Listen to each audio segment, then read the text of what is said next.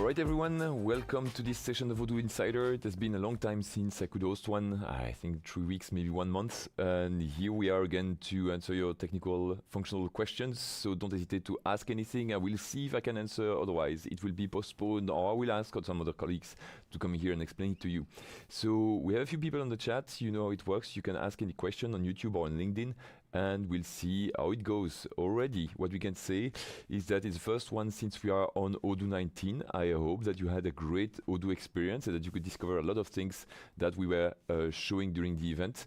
Lots of conferences, 3 days of madness, lots of talks of understanding what we improved and what we brought in terms of new features, lots of discussion about AI as well. I spent 3 excellent days talking to partners and clients and also partying with colleagues. I hope you had the same enjoyment that I had. Now, what you can do with everything that we have done, I think that usually it takes maybe a bit of time, but what happens is that usually when you have a talk list, there is like the agenda of everything that you have shown. So maybe if I go on manufacturing, I will find, yeah, you see you have a few videos for a while. I think that you won't have directly a video link here. But if you're interested about seeing maybe something that was shown earlier during the Odoo experience, I know that we share everything. Yes, Gauthier. Just chiming in to say they're also available on YouTube on our channel. It's pretty easy to find them. There's a playlist, it's called Odoo Experience. All right, there we need to browse a bit. It is Odoo Experience. Is it already split in different? Yes. Yeah, it should be, but the media team is hard at work to categorize everything right now. So that is it. So at the moment, it's still work in progress. So I see here 2 hours and 55 minutes. Usually you see it's all 11D, day 3. So it means that for a while, maybe a few more days, you are going to have to check the moment where we had a talk for day 1, day 2, or day 3, and the whole in which it was given, so that you can find the correct presentation here. So it's going to take a bit more time for you to find the right place. I remember, I think it's all 7D. If you are interested about AI, we can try that. All 7D. Is it going to find it here? 7D. Day 2. I think that we had a lot of AI there. I had to check it because I was interested in some features. Yeah, it must be one of those two. Yeah, I see. I watched it, so that must be there. So just simply, you can go back to Odoo Experience. You check any conference at the moment in the agenda. You will see where it was done. If I go there, you see all 7A, all 7B, all 7C, and you see the columns, and you can check when it was, knowing that the first day was the 18th, second day 19th, and the Thursday, the third day on Saturday. So that's it. If you are interested in having a look at the videos, that's how I would advise you to watch them before we split them. It always takes a few days. Let's check. I think we have already a question in the chat. I've seen here on LinkedIn. So what is it? How do you change the application URL? My domain changed, but the link needs to be updated. Okay. So I'm not sure about the question, but I would think that what you want to accomplish is changing the domain name on Odoo. In that case, if you're on the SaaS, that's something that is usually quite easy. You see, at the same time we're talking, I will use mainly 2 databases today. One with some demo data here that still need to load, and another one here on version 19. So the good thing is that we are going to be all the time for a few weeks / months on version 19 until 19.1 comes out. So here it's a very, very fresh one. What you can do, I will go to my databases. If I go there, usually, and you have a new screen for that. So if I select the one of the which I created recently, if you go there, you have domain names over there, and you can click on Use My Domain, and you put the domain name that you have over there, and that would be almost immediate. You'd still need to perform the following. So that is very important, what I'm highlighting here. You need to create a CNAME on your the domain name provider, and in a few minutes this is going to be available, and it's going to redirect directly to Odoo. I don't have a domain name that I could use there, but it's definitely something for which I should create a small video. Knowing that, I will re-click there again. I wonder if we don't have also on the documentation. Something if I type domain, maybe you are going to find something. Domain names, could it be there? Configuration, yeah, website. There you have it.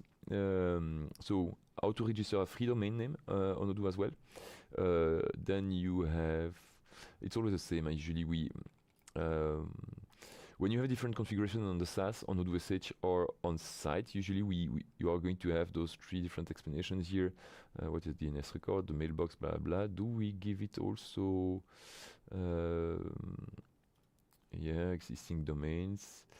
Apparently it's general configuration. Yeah, and then SSL. All right. It's also important to mention that SSL, once you use the SaaS or Odoo SH, we are going to take care of that, so you don't need to configure anything for this. So Richard Japes asking us this on LinkedIn. Can you tell me if that is indeed what you wanted to do?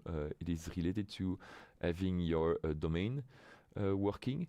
Tell us more also, and that is also, it's not part of the question, but I know I'm getting asked that from time to time. When you go in the website configuration, you know that for the same email from the same database, you can have multiple websites. So if I have a website here and I add another one, I can be linking my website to the domain. So when reaching the website URL, here it would be pstesthu19.odoo.com.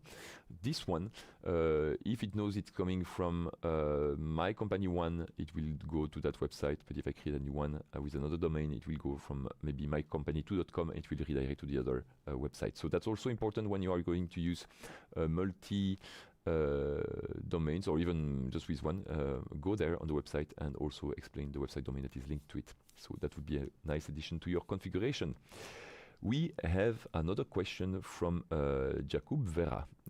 Hi, quick question. What is the statement of the accounting PO regarding all the feedbacks given to the issue with the refactor stock valuation in Odoo 19? I cannot tell you.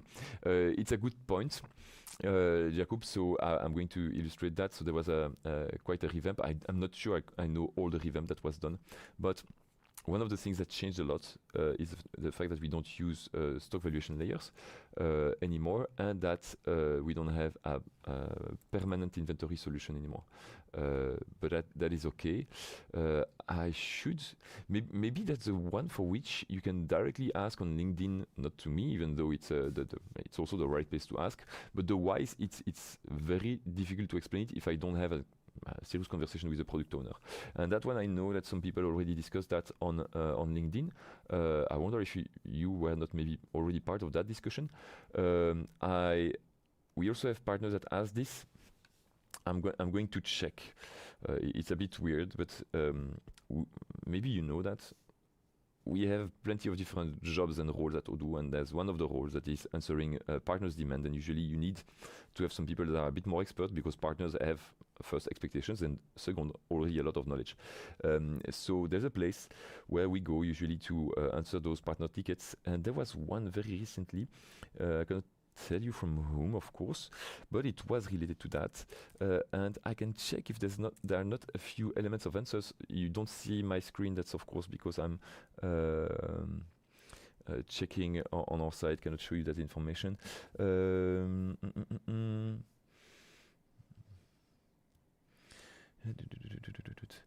I think that most of the reasoning was related to the fact that it generates a lot of lines, sometimes millions of account moves, and that it is not always very good in terms of benefits versus all the burden that it causes in the navigation of the accounting.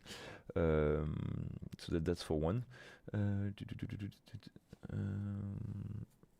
I'm checking if there are other few things that I know or that I can be explaining here.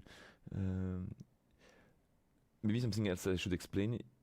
When I first heard of that, most of the discussions were, okay, if we remove something, at least we shouldn't make it so that the features that we promised through what we removed are not there anymore. So although we did that, it should still be possible to do proper valuation of your stock. It shouldn't make it impossible on your side to report properly also on the stock, and those were the main concerns as well.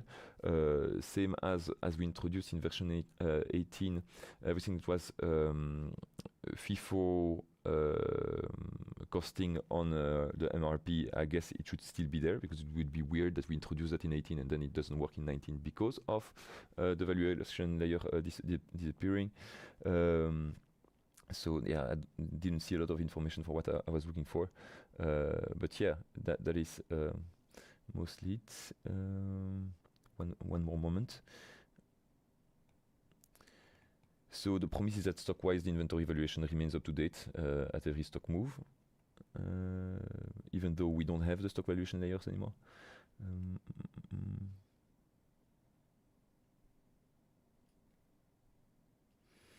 Yeah, mostly it's generating too much information, too many lines, I was saying. I wonder if IBM didn't already answer this one. Not to say that you're wrong asking me this. I would like to know more about the topic and the reasons why. But I wonder if it's not one of the things, every time that we have an Odoo experience, there's a moment where there are always one or two features that make people question like our sanity, or saying, okay, is it really a good idea? And this one, I'm pretty sure that there are a few demands. Yeah, I would say maybe something different. I would like, because it's also for my own understanding and my own participation to the discussion. Jacob, would you have an example where you think that what we changed make it impossible for you to manage a use case? And then I would like to try to see if I cannot find a solution immediately or with a bit of extra time if there's something where I'm like, okay, I have really no clue. As if, switching to another question, as if he's asking us how Odoo is different from OMS like IBM Sterling Commerce. Does Odoo covers OMS parts in any module? Ooh la la, that I don't know. I don't know this one, so OMS IBM. Let's first look at what it is, this one, because I never used it. So, can you guide me quickly on what it does? I see call center, store engagement, customer experience, omnichannel. Okay, smart order.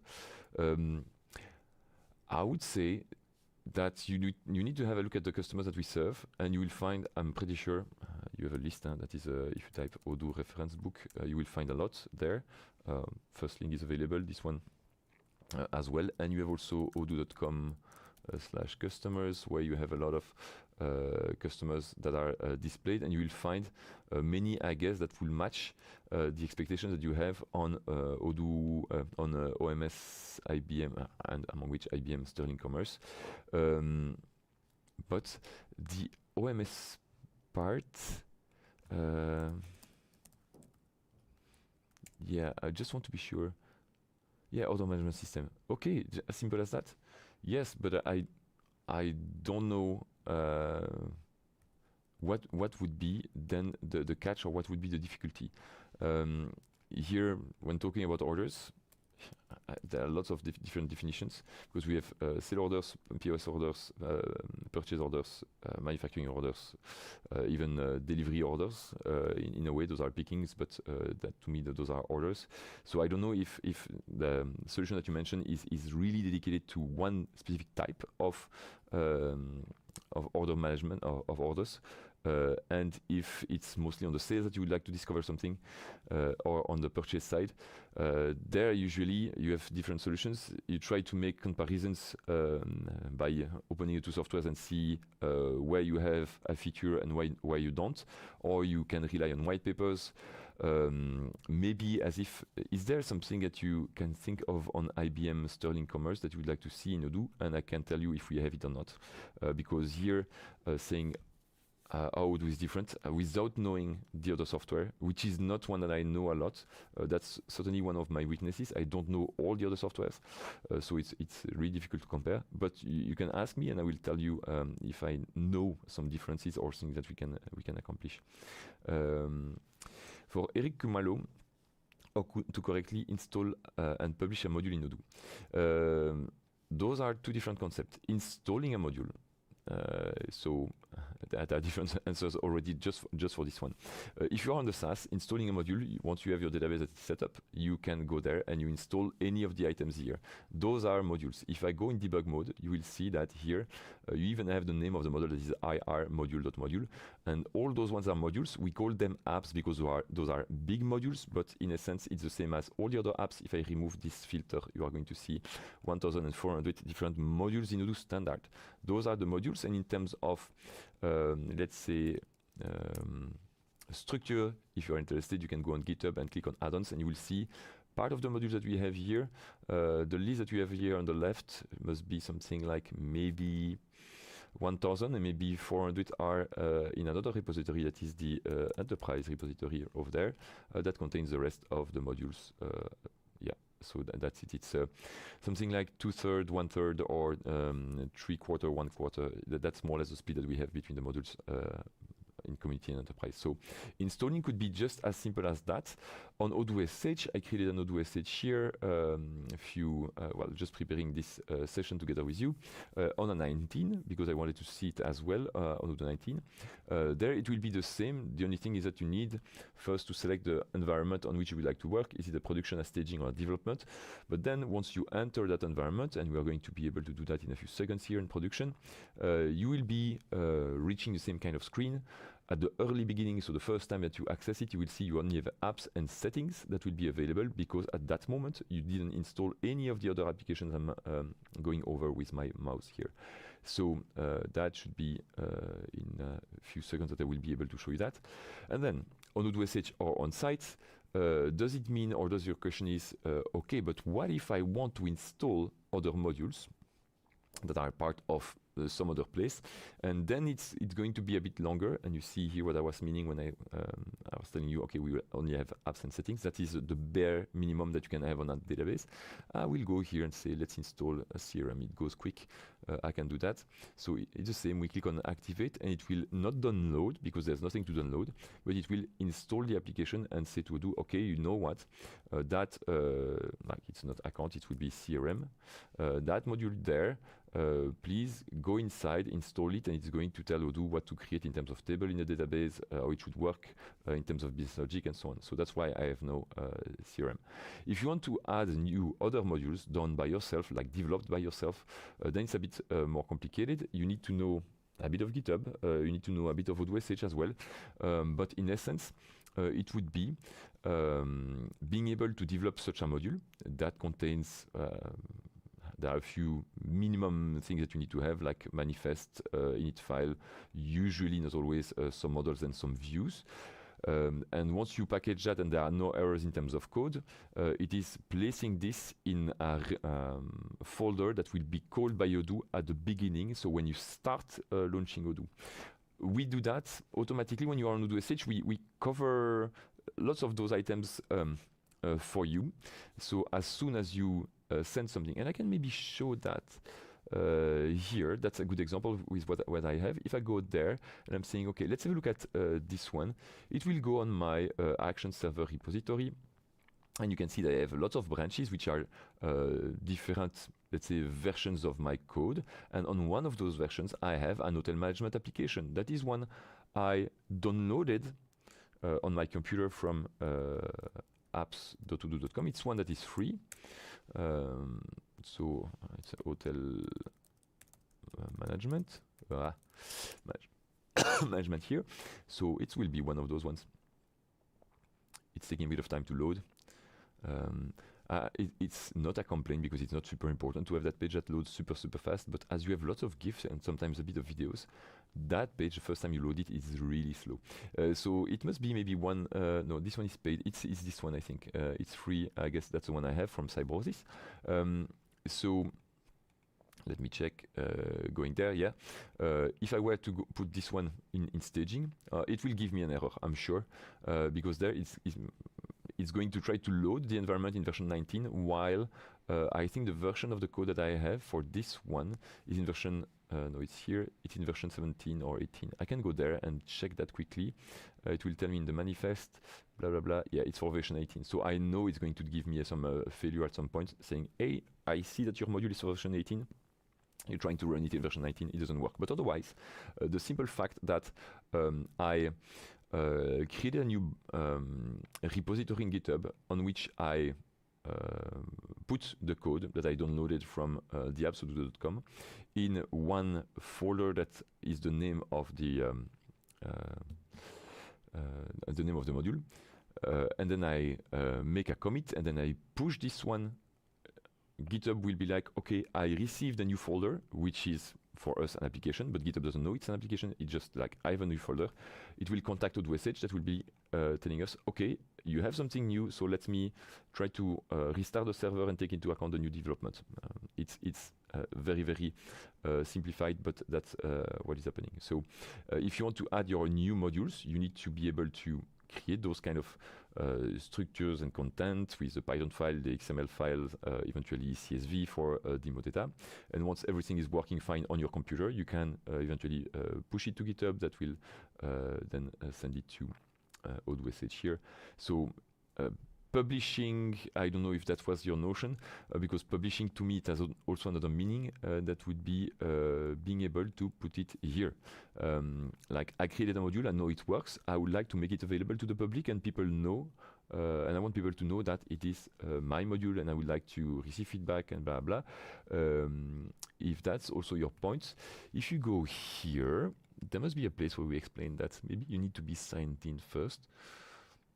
I'm going to sign in just to check. I know you have a submit button here. It was already there before, I think.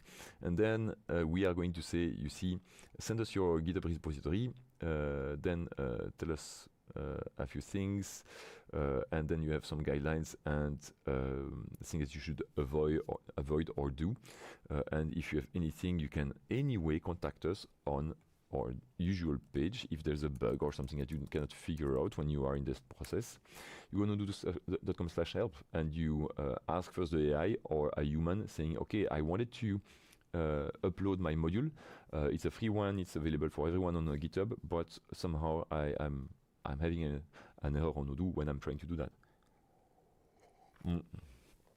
And that is, I would say, the notion of publishing is making that thing available online, but I don't know if that's what you wanted or that's what you meant with publishing, because maybe in some other softwares, publishing bears another signification. Do we have another question? I see from Dimento. How to add landing cost into the bill? You don't do it in a bill usually, but I'm going to show you that. So can I reuse one of my places? Yes. I'm going here on my demo environment. I'm saying demo, but I forgot to install it. So maybe a quick reminder, refresher for you guys. When you go in the general settings and that you are in debug mode and that your database is not too old on the SaaS, you can click on load demo data. Of course, it's a danger zone. Why? Because usually a lot of databases you create are not meant for demo. And so we want to be sure that you understand that this is not a process you can revert. Once you start and you install demo data and you click on I understand the risk, then on your environment it will contain lots of demo data, and some of which are really, really hard to remove, almost impossible. So that is just a disclaimer to be sure that you understand what you're doing. And while I clicked here, it's loading lots of CSV and XML files just to complete my database, and I like it because it's there are a few moments where usually during the Odoo Insider sessions like today, I'm going a lot on the demo environment of Odoo on demo.odoo.com, but of course those ones, demo.odoo.com, it's always on the latest version, which is super cool, but it's shared among different people. And when you want to test a few things, it doesn't work well. Typically, as we have a load balancer, if I need to have different users because I need to test access right or the portal or things like that, it won't work because chances are that here I'm on demo 2 and the next browser I start, it will be on demo 3, and so it's impossible to make the test I would like to make. So that's why sometimes I prefer to use this one, especially for some applications like payroll, appointments, the ones for which you need to have a preset, otherwise you create a lot of dummy configuration data that is, if you don't know what you're doing, it's going to be a bit more complicated. So that's it. How to add landed cost? I need first to check if I have my landed cost module that is installed. And here you see that is it. I need to click on install. We are going to have it, and we can have a quick exercise around the landed cost. It's not that I'm adding landing cost to a bill. It's more like we'll have a bill for the goods and then maybe a bill for the transportation, and I want to add the transportation cost to my goods after. Oh, yes. Also, this one I don't like. I will stop the tour so that I don't have those bubbles every place. I see I have invoicing and not accounting, so I would like to maybe add the accounting first. What else do we need? I think we should be okay, and I'm going to have a look at the product configuration. Be gentle with me, guys. It's the first time I'm really using the version 19, so I will see maybe there will be a few new screens I don't know of, and I'm going also to I hope please Jacob with my discovery of the product costing, because here when we talk about landed cost, usually that's also linked to product information and accounting. So let's go on the product. Here we have a few ones that already exist. Super cool. Sorry guys, I'm a bit sick. And what can I check? Maybe see if I have a few categories for which I have different costing methods. So standard. It's standard everywhere. Okay. I'm going to create a new FIFO category on a new product. I'm going to call it, maybe I already have one, but I will create my FIFO product. Okay, and here I'm creating a new FIFO category, and I'm going to say, yes, this one should be FIFO. Good.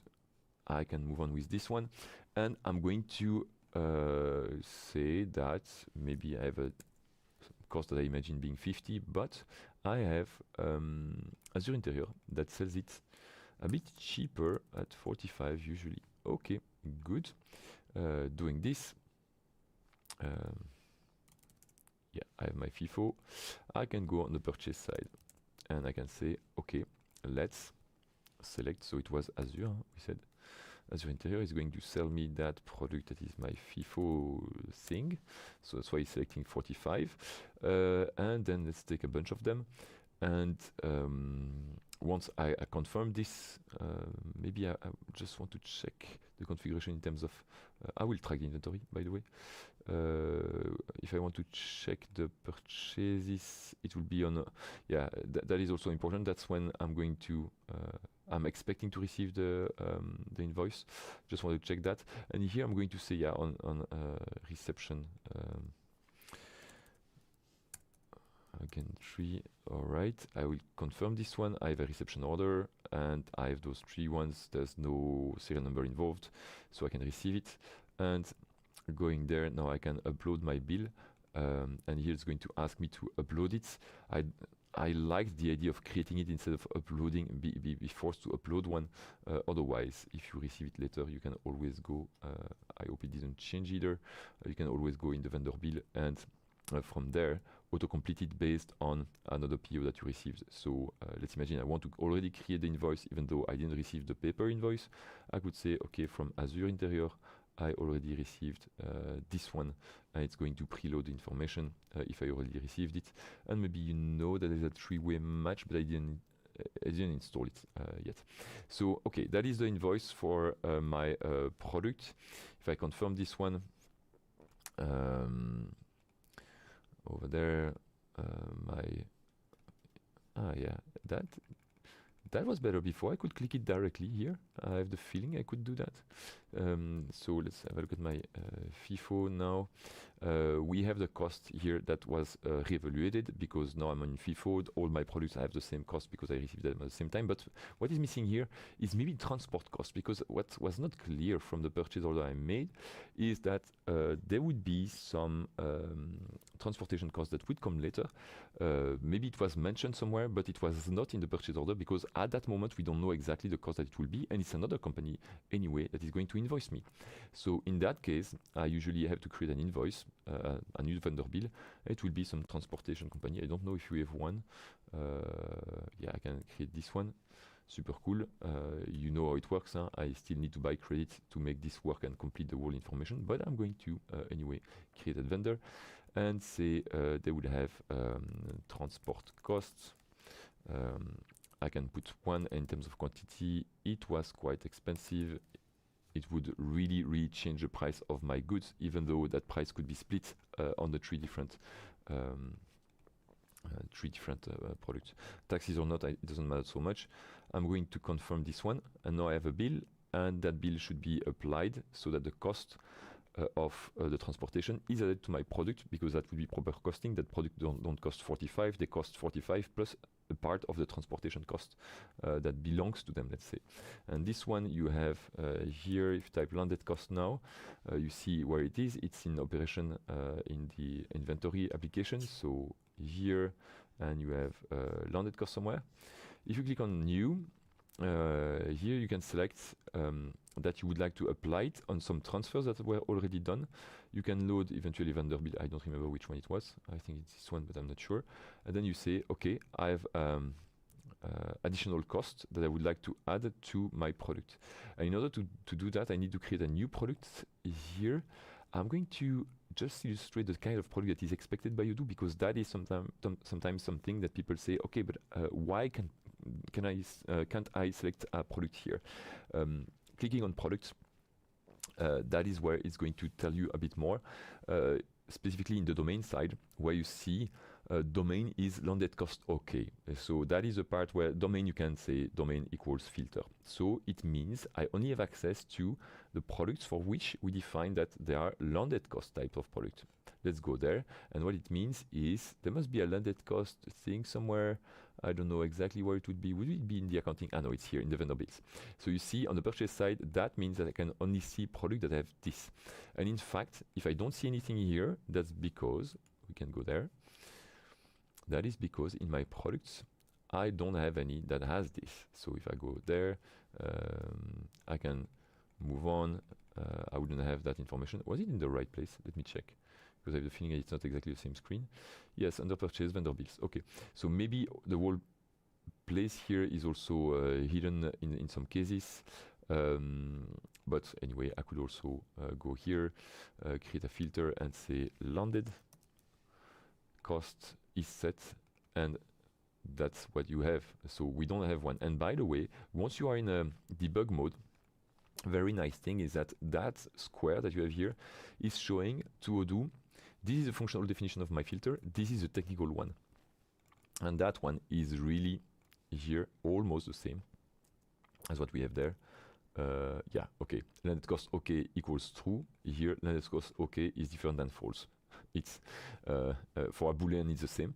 So that's why here when you want to know what it means, or when you want to replicate, you can sometimes copy paste information that you have here, play around with it by putting it there. It goes two ways. You can go here and change information. You see it will change the code editor, but the opposite is true as well. If you go here and say landed cost okay, and I'm going out of this one, you see it changes this as long as it works. If I'm putting that, it's trying to achieve it, but then it will tell me, hey, yeah, that doesn't exist as a field. Okay, so now we have that. I can create my product safely and say landed cost product. It's usually a service. There's nothing really important to be created there. It's more like on this side that things will happen. Honestly, it will be maybe transportation. It will be a few different products like this one. This product could be the same, by the way, as the one I had on my invoice here.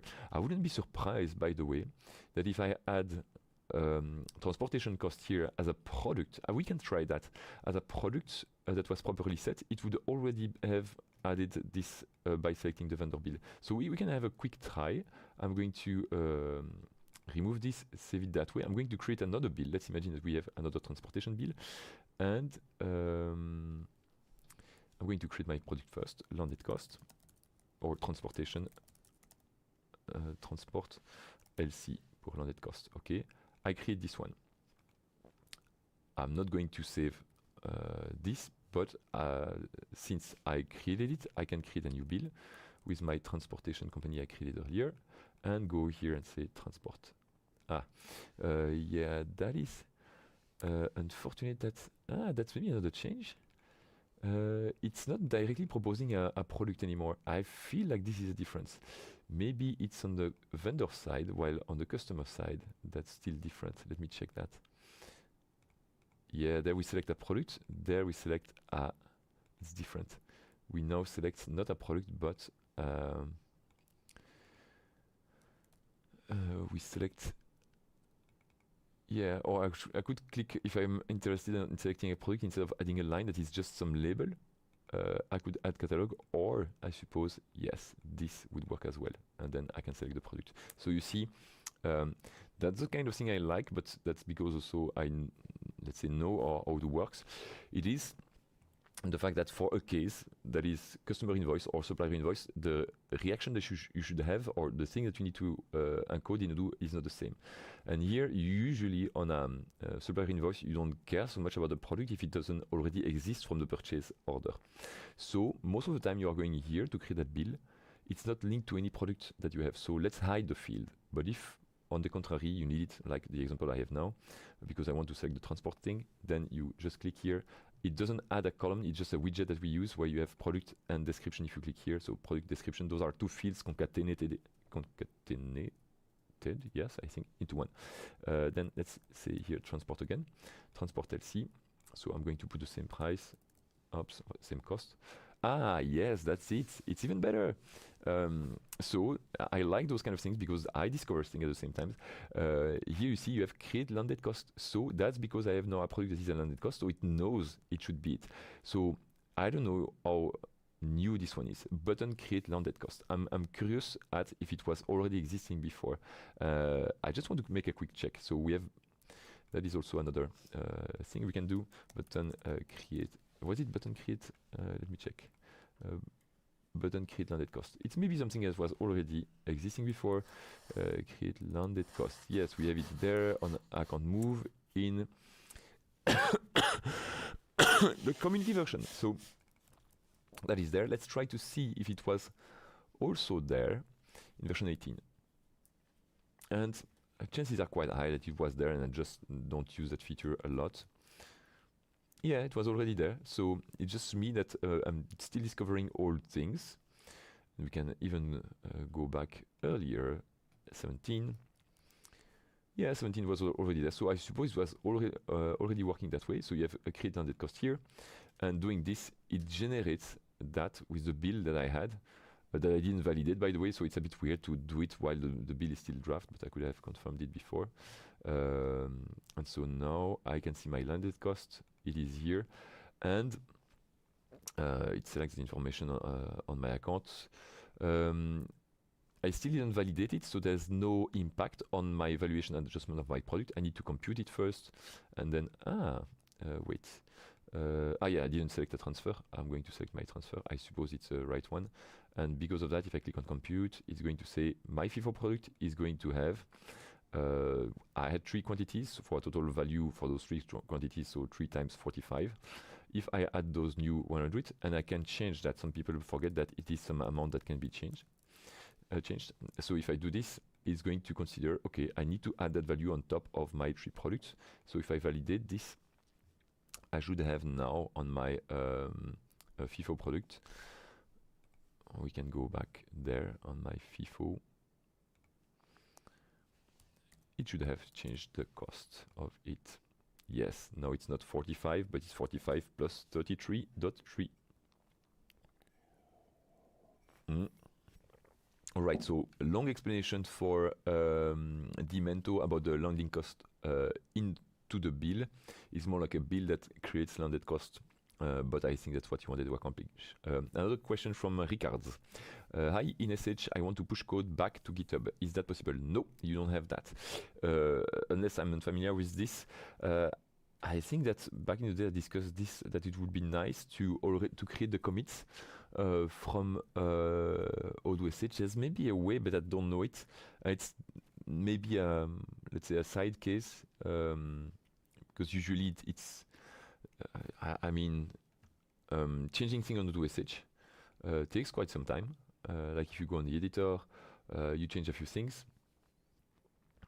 in the editor, but the editor in Jupyter Lab is certainly not as good as any editor that you can have on your computer. I mean, it's still there, so that you can edit a few things. So if I go on the user one, I'm changing some hotel management thing. Let's say I'm going in a model and I want to add a new field here.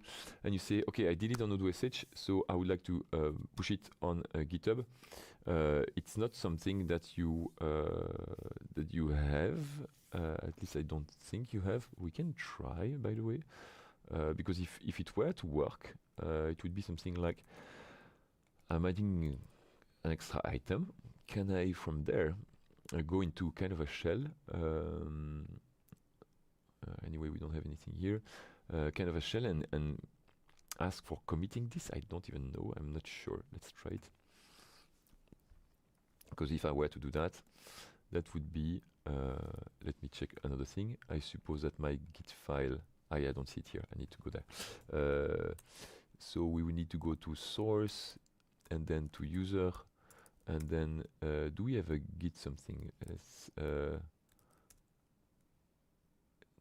Yes, so it's a Git thing. So let's try to see if I can commit something there. Yeah, we need to, maybe that would work. You can try that, so configure a Git account and do it from there. But I think it's anyway a worse solution than doing it from your computer and push the thing to GitHub that pushes it back to Odoo SH. But you can go that way and identify yourself and see if this is working. I don't know if it's a use case that we really want to support. Can we have some of the best features added in version 19 for AI? That's a question from Said Yamin. It depends if it's really 19 or if it's from 19 to 18. Because here on, you have always a release notes. That's something that is quite astonishing, by the way. If you go on, let's go on 18.1. It's a file. Let me change that.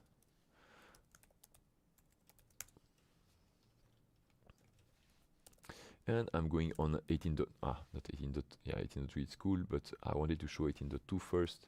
So 18.2, you have no mention on AI in the different applications that you have here on the left. And then 18.3, you would see the first mention of AI. Those were the few things that Fabien was showing after something like 6 months, like 6 months ago, sorry, on LinkedIn, where we created the notion of agent, but not like super flexible. Mostly AI fields and server action were quite cool already. Drafting a few things were already quite cool also. But then we have 18.4. I think there's just the help with the emails. Oh, not 34. 18.4, not 34. So that's it. Just this email template prompts. But then after that, I think that's where you have a lot of changes. 19. And voila, there you have a lot of things that we added. I can describe a few, but showing everything will be a bit long, so I'm going to pick a few things that I thought were quite nice. Let's go.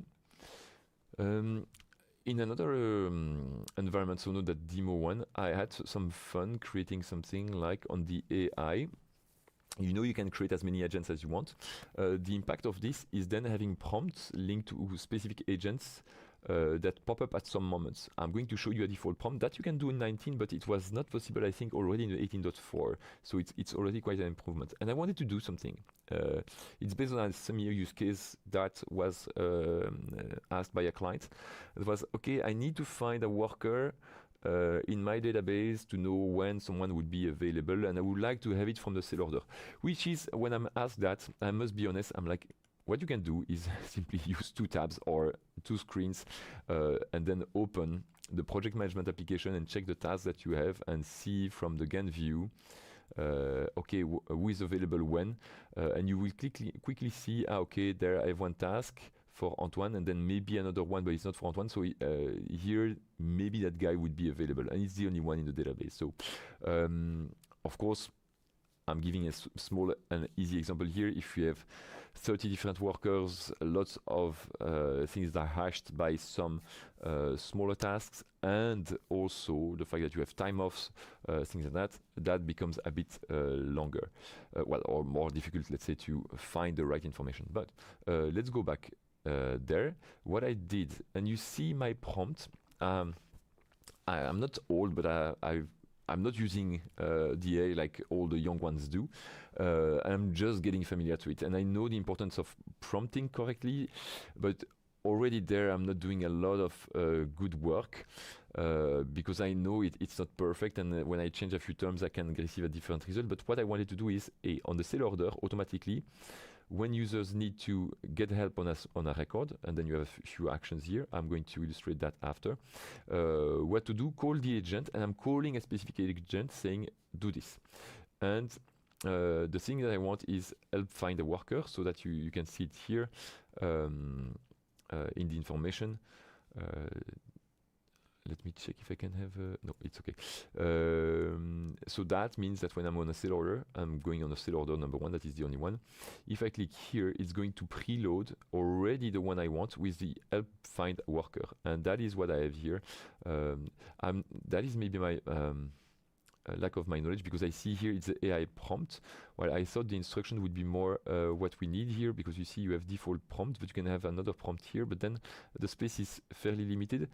But at the same time, when I click there on the sale order number 1, I know it's going to ask the right thing. So maybe a bit of, let's say, extra explanation on the screens about the agents would be a nice thing. But if I do this, help find a worker, it's going to send information to, on my side, I think it's OpenAI, before receiving information back to Odoo. And it sends what? It sends things I'm asking him to send. So that's why it's telling me after that my first available slot is 1st of October, which is correct, by the way, with a small detail. I'm not sure that I can force him to add that somewhere. I don't have any date, but maybe I could have added a date here and say put that information in date. We can try, but I don't think that it can do it. So let me check that. I will quickly create. I'm not discovering at the same time, guys. Here I'm going to create a new date field, and first availability, and I'm going to say it is. I will say it's invisible if the task is, if the product is not. No, it doesn't work. It's okay. I will keep it that way. Yes. And by the way, I'm saying here first availability. I could maybe turn this one in an AI field and use the same prompt. Those are two different things. Do I want to have a field that always contains the right information, and maybe that's why I should use that AI field, or do I want to use an agent and ask him to fill in the information directly? And I think that using an agent doesn't work, so I'm going to retry that and say put that date in the first availability field of my sale order line. I don't think that it will accept it. Those are maybe things that are not doable because I see some places where here I know what I'm asking, but sometimes you could have some people that would ask to do things through their AI and don't realize how many things it changes in the background. So I think there's more like, yes. The first ability field, please say again, contact support for assistance. So I'm not sure that would be the best way, and it's I'm gonna say I'm glad, but I could see some cases where it wouldn't be super cool to do that. But what I could do is reuse this one, and let's try to reuse this one in the field that I generated, and see there. Yes, if I can turn this one into an AI field. So you can do it after, and then you have the prompt. I'm going to say that, but I need to reread it, because then, yeah. You see here I'm saying project task and just text. Can I create field selectors? There's no record selector, so I cannot mention that. Do we have record? No, it's really just fields. Okay. Records for all the users, and tell us it will be next available. I'm going to be kind of naive and try to see if this is working. But I need to tell him explicitly to put the first date. Active users.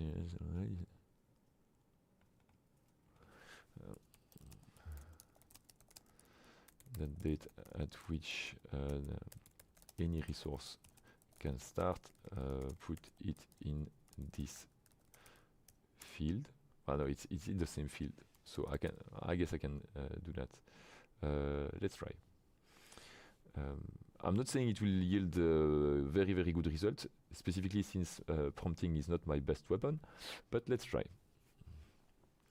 Then yes, I need to go there to have the small button that shows. Doing this, a bit over my head. No context of data was provided for project task. REST user line cannot determine the next available slot without access to actual records and their scheduling details. So there I will need to find a way from here to tell it that, and I don't know if I have directly access from here. I have the feeling that I saw a few things. Let me check.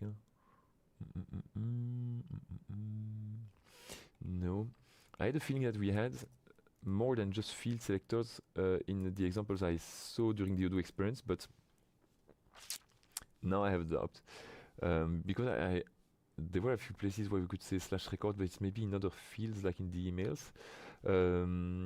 So this one, typically, I'm going to restart it. It will tell you, okay, but you know what? Give me some context for project task, REST user, seller order line. So I will need maybe to have direct links to the project tasks. Then it's complicated since I need so many things to make this work. That's a good thing I would like to dive a bit more into. But I had a few cases that were working quite fine. For example, some propositions of description of products or translations that you can use. Let me reuse my FIFO product and have maybe some AI fields. Those are easier use cases. I can add one here, and I'm saying it's multi-line text or even HTML. That would work as well.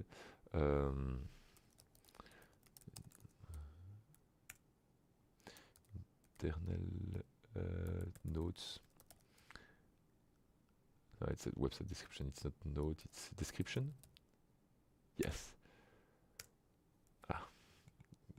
That's nice. I need to restart it now. Small glitch. Let's put it back there. The text multi-line and translate the field selector description. When I pressed enter here, it didn't like it, so I will click insert instead. That is working. So maybe that's a shortcut that it doesn't like. Okay, so translated version. I should have at least told him in which language to translate it. That would have been a nice start. In French. All right, 7 generate. Okay. This is a super definition of my FIFO product. You can accomplish a lot with it, and let's see. Of course, here it would be better to store it there. I'm not. Yeah. All right, and then you have this kind of thing that is generated. Giving you an example, maybe you could have also some sale price proposition. We can try that. Let's take a product. What can we have? Goodyear. It's tires. Let's go there. Okay, let me check this one and see if I can have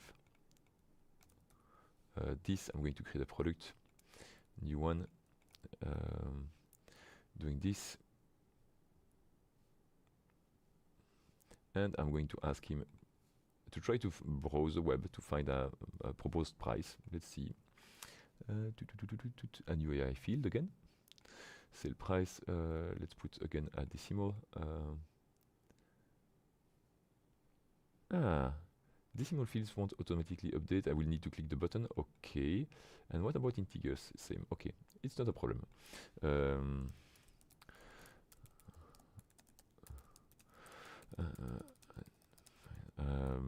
let's say an average proposed price for the product description stored in name field selector name field.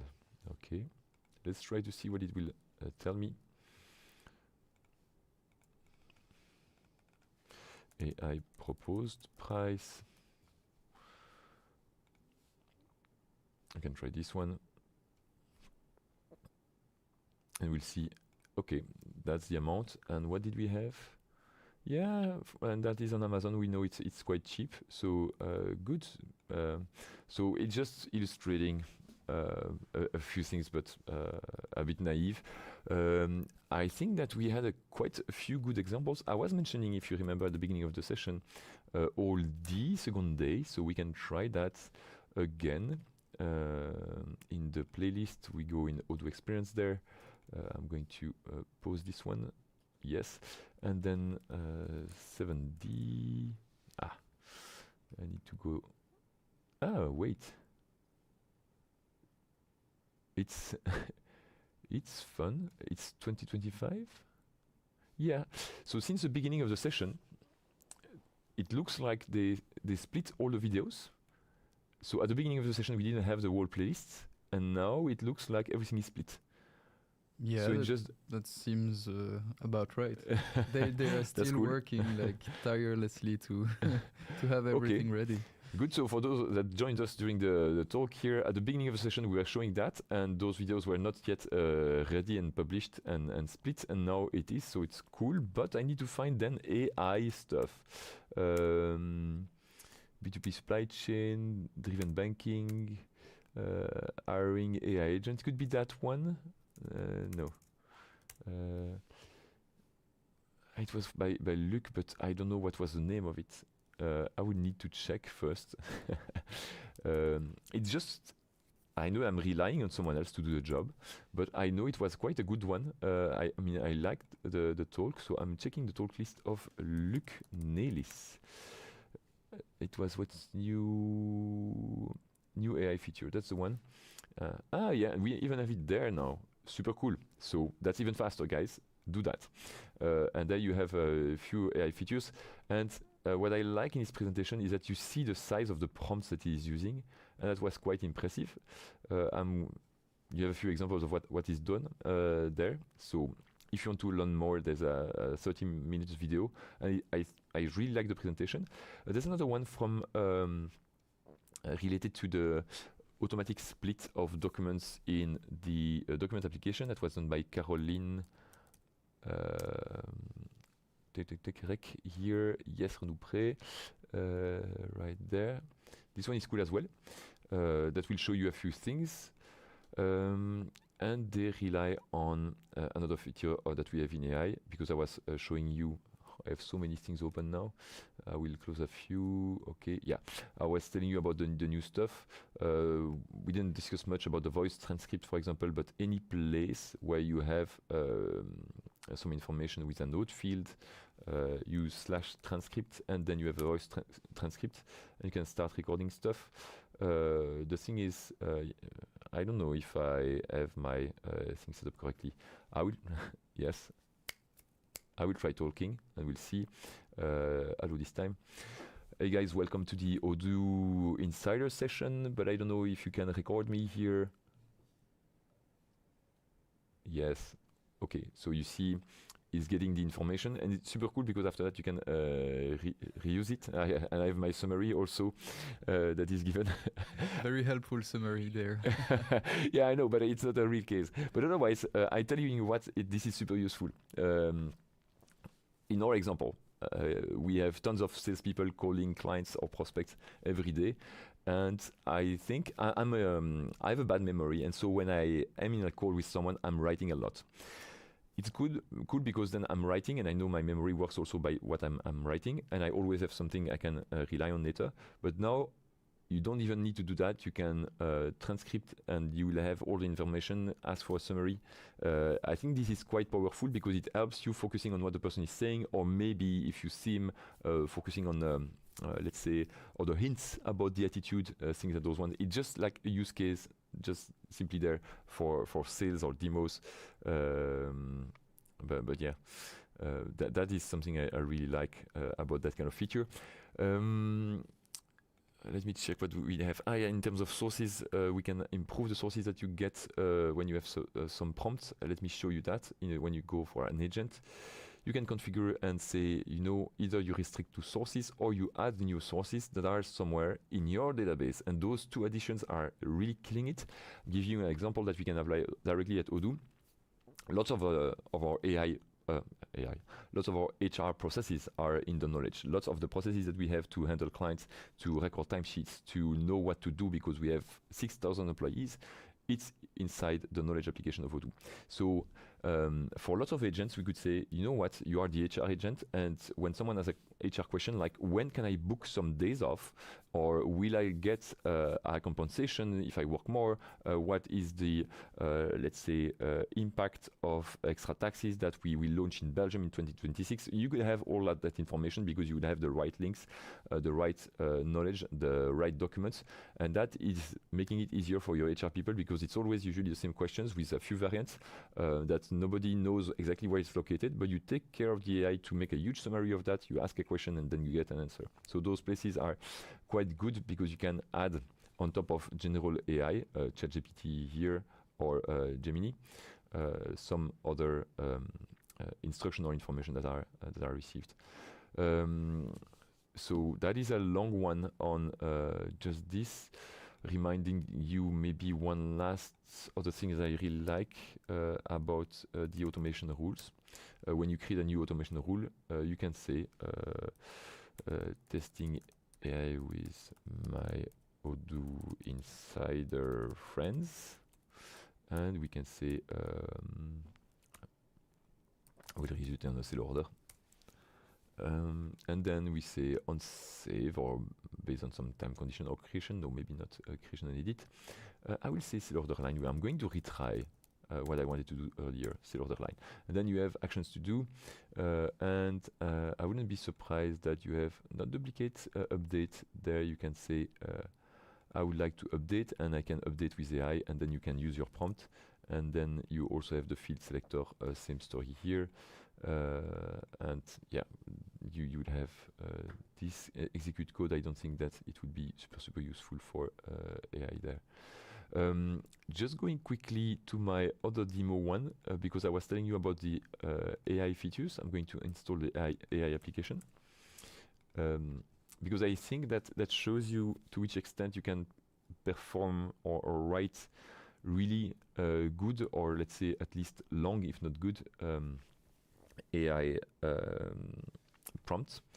If you go here on the agent that we have, I think that we have a few things that are quite heavy, but maybe I'm wrong, and I'm thinking about just demo information. Yeah, this one is already a good example. You see, you have a system prompt. You have a few things that you can comment with general rules, with topics, with information retrieval, some triggers. So you see that is already a bit longer in terms of what you can ask, and it's something that you need to learn, I would say. And I will need to check because I have the feeling that we had way more than this. Is it here? Yeah. Okay, in the default prompt you have sometimes also other instructions like this one as well. You see with every time steps on what to do. So think about that, because I think that this is also where you are going to find a gold mine, which is the right prompting. Okay, so that's I had a similar question I see from Simon van Rensbergen, and the top 3 I think is in the things I was mentioning. I personally I don't have one yet, because I don't use it that much yet. It's quite new even for us. Definitely I like the notion of transcribing what we say, because that will be useful and it's directly stored in Odoo. I like the idea of complementing the information with extra things that are inside Odoo. And the rest was already there in 18.4, so I cannot say that it is that brand new. But the fact that you can have fields that are automatically computed, or let's say that those are intelligent AI-like fields, it's pretty good as well. Let me check if I'm missing something that would be in my I've seen also something that we already had, so it's not crazy. AI button in top bar, that's not a gimmick, but it's a small thing. It's the fact that you can open it here in the sys tray, so it's not like yes, that's maybe a huge improvement. It's related to the RAG, so the extra document that you can get, and how Odoo is going to use agents to find information. But before 19, I think that you were limited and constrained to the record you had, and you can send the information of the record to Gemini or ChatGPT and get a result. Now you can add more queries, meaning it will allow Odoo not only to consider the record you are on, but look for some information outside in the database. By the way, this raises always the usual question of user access rights. The AI that you use is going to inherit from the same user rights that the person that is asking.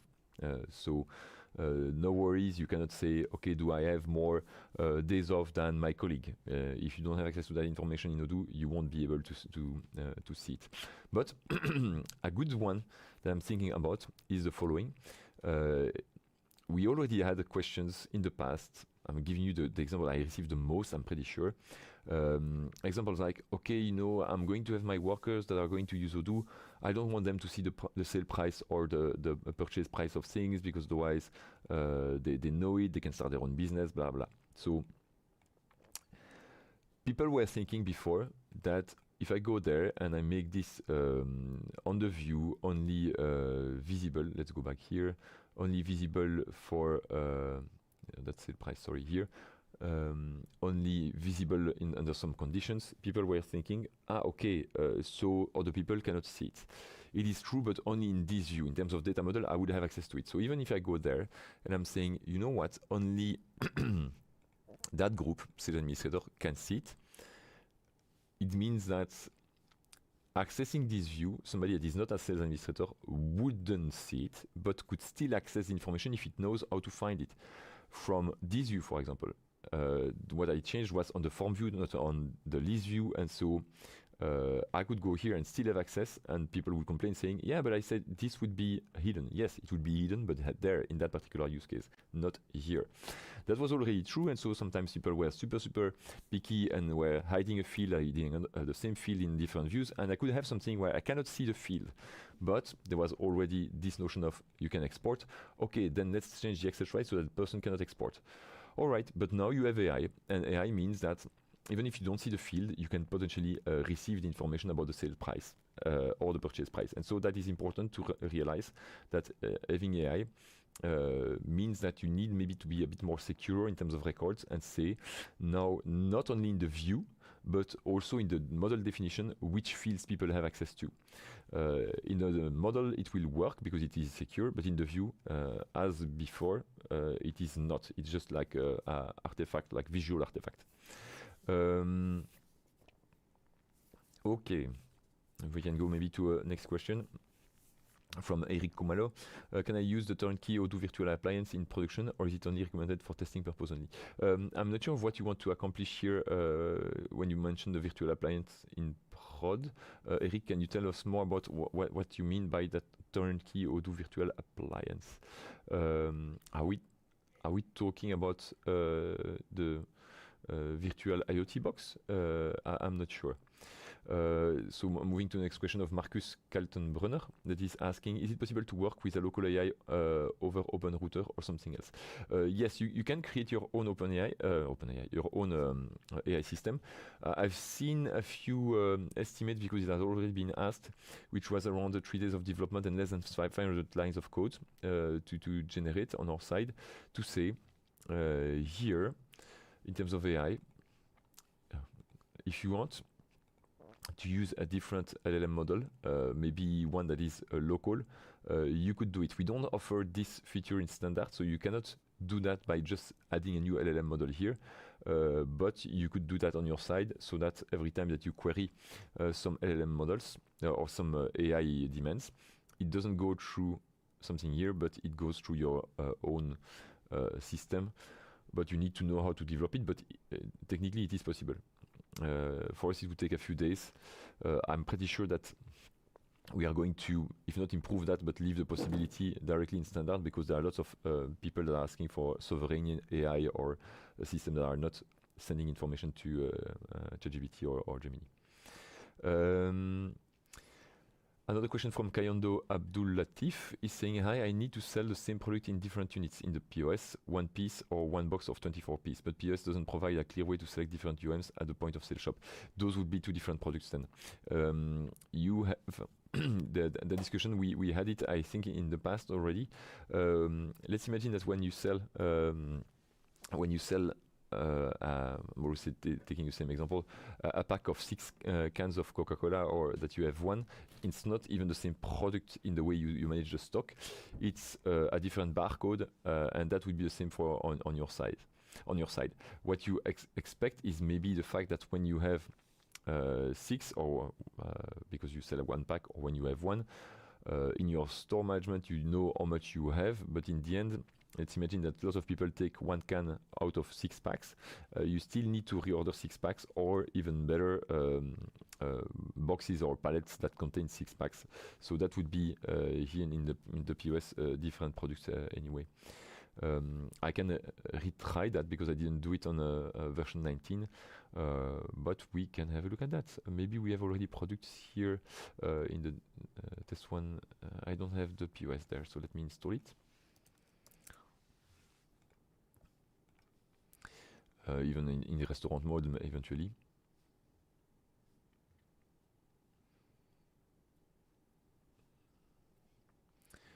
Okay.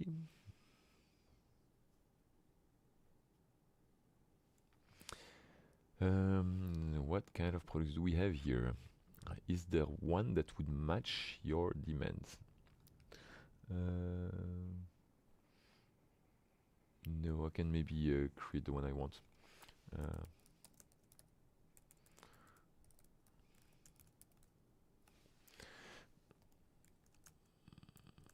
Yeah, I will just say one piece, and the other one would be a pack per unit. Okay, good. And I have a pack of 6. I can check if this one already in the backend. If I go on sales, new, if I'm trying there, just my Coca. Okay, you can have units, but can I cannot select a pack yet. And if I want to have several ones, I would say, yeah, pack of 6 units, but then the issue is that here, again, it's going to propose a pack, and same story, I cannot select units. And I want to quickly see something else, which is, let's go back to my products again.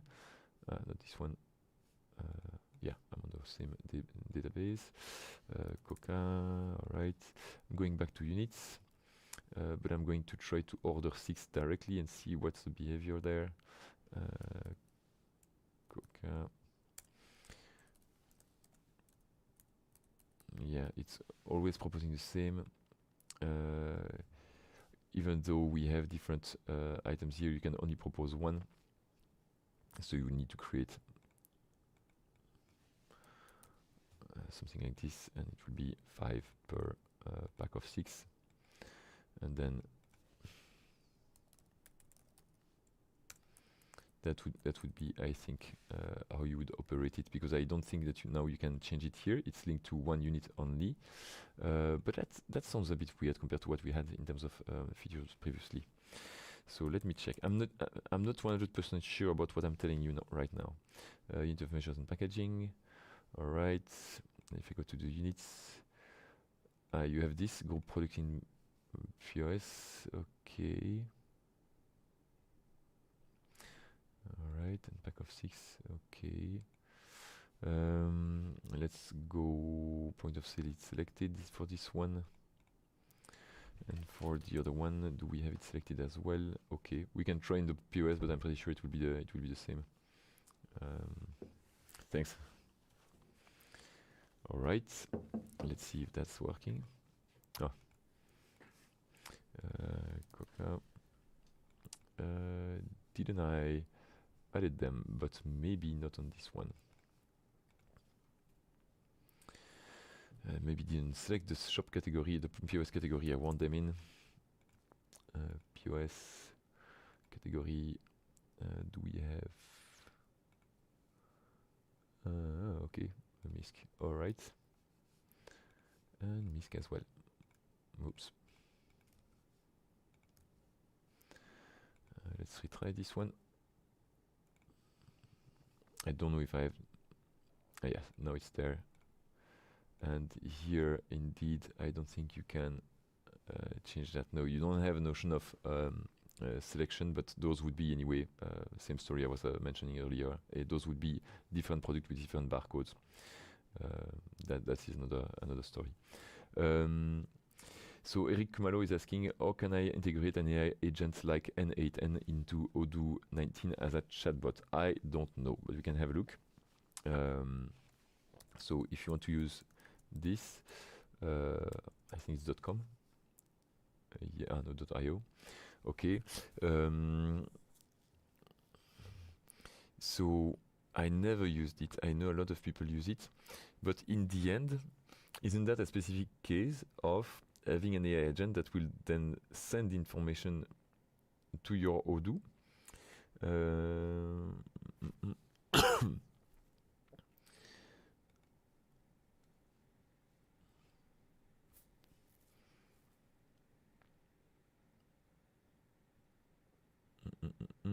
It's going to propose you some integration somewhere. Okay, browse all integration. I'm pretty sure I will find Odoo, but that it doesn't specifically work. Yes. Okay.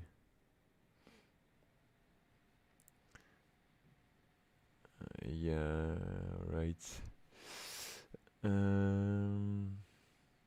You have someone that did one.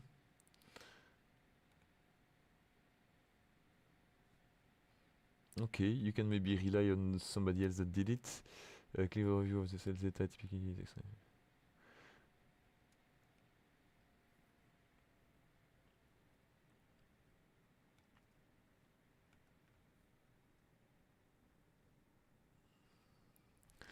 Okay. But there I don't see where you have a huge impact of this compared to. Can we zoom this one? Yeah.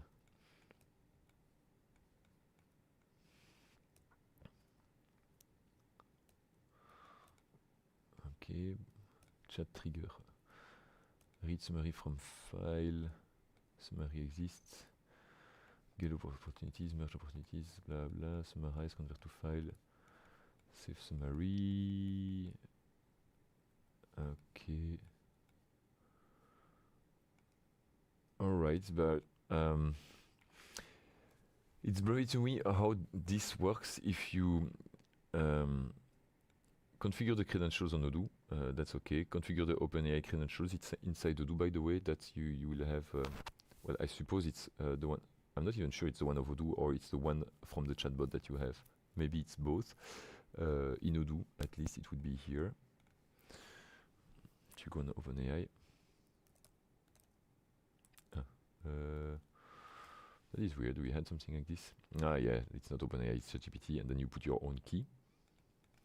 You have a few triggers that are available if you use the SaaS environment like I do. You have the possibility to use.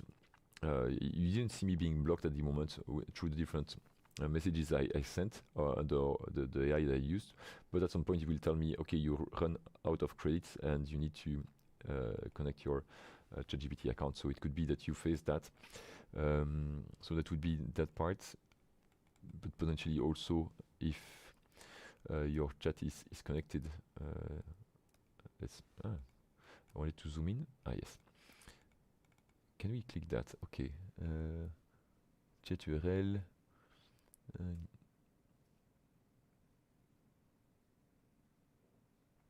Okay. And what does that mean?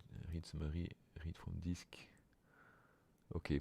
The problem is that I don't use N8N enough to know exactly which are the different interactions that you have here, and I would be afraid of telling you things that are not correct.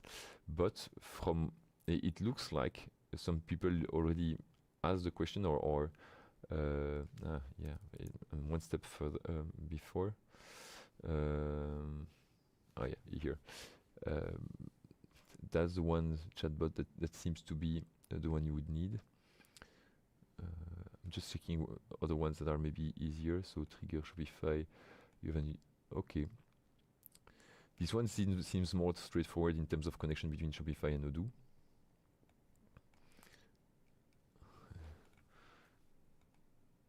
Okay, customer created. Then what do? You create custom resource. Blah blah blah. Okay.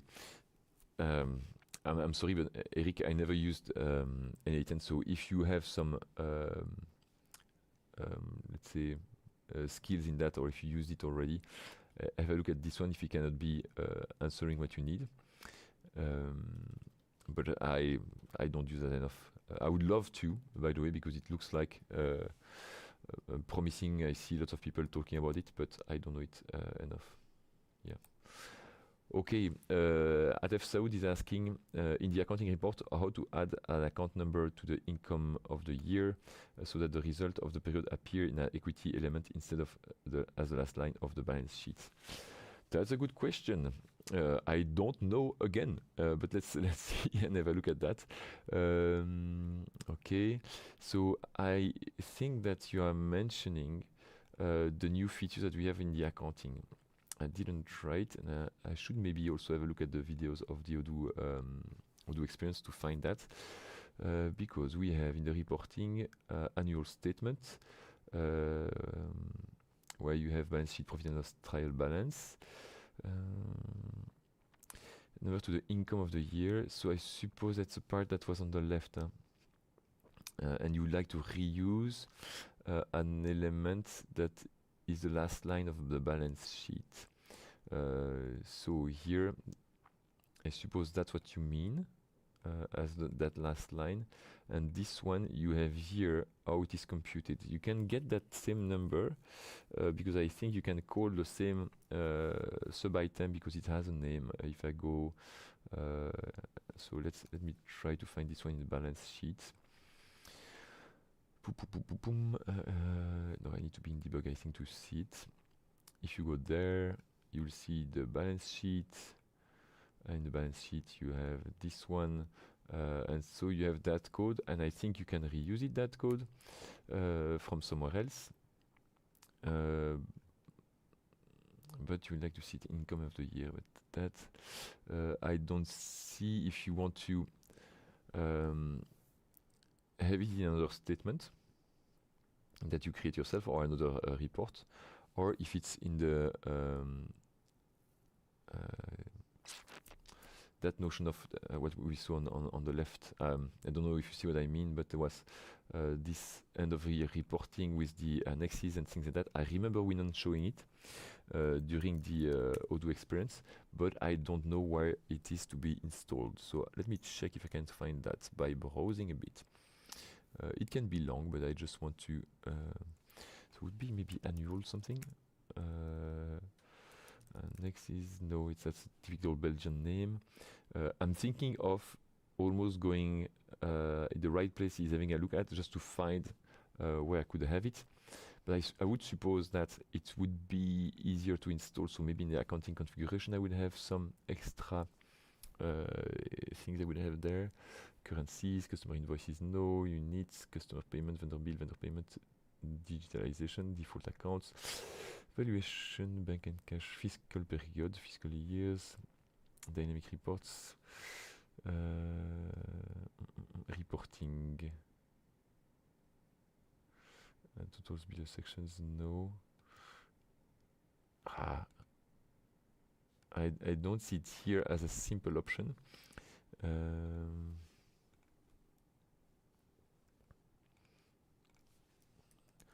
Remember we had, but that is not related to it, I think. No.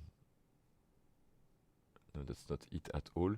Let's try to do what I was saying and see if I can find some hints on how to find it. So it's a weird thing to go on YouTube for a third time during this presentation, but I want to quickly see if I can find it. And by the way, okay, keynote, 19. Up. Yes, that's it. Tac. I'm interested in the parts that we have, because I don't know if that's what you mean. What's that thing on the left for the annexes and things like that? Yes, that's here. That's what no, that's the reconciliation screen. Yeah. Is it after some bills? Okay, some statements. Okay. Yeah, the expense card. That was also a nice one. Then that is not what I wanted either. Wait. That's for the VAT. It's in accounting. Blah blah blah. No. Nope. Is it later? Start an audit. Okay, is it that one? Okay, is that what you wanted? So it's the audit thing. Start an audit. I like to know in which module it is located usually. So I've seen the thing that was start an audit. Just want to check quickly if we have start an audit, something like that directly there. Nope, and in Odoo Enterprise. Yeah, so that's in account reports that we're going to have here. Okay, so that should be there already. It's a wizard that we have somewhere. Let's see that I can close that one as well. Yes. Okay, let's go back. Nope. Do we have something like start an audit? If I type audit, yeah, we have audit trail. That's one. Let's try this one. Yeah, it's telling me for 24. It's taking, I guess, something from before. Audit report will have a lot of things there. Okay, but it looks like a knowledge article that we are going to add. I'm saving this one. Configure, no, okay. Is it what you mentioned at FSAUD? I don't know if that's what you wanted. Where you would have here some numbers in the attestation. Yeah, there you have the totals. So apparently we fetch information there. I wonder if this can be printed or something like this.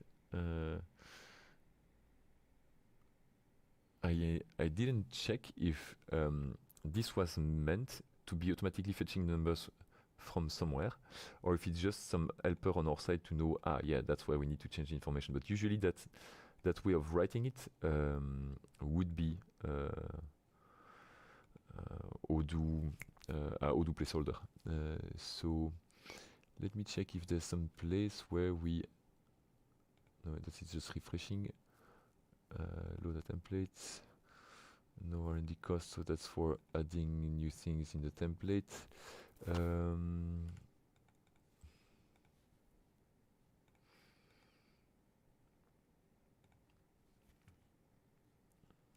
Okay.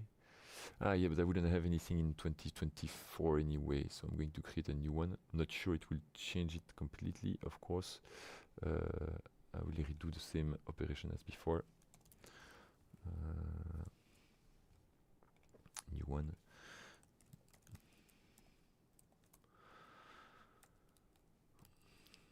I wouldn't have any number in 2024 anyway, so I can retry this one.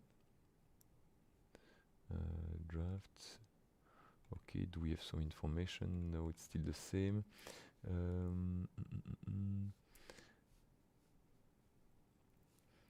Let me check again. Oops, this one. It says exactly that, in fact.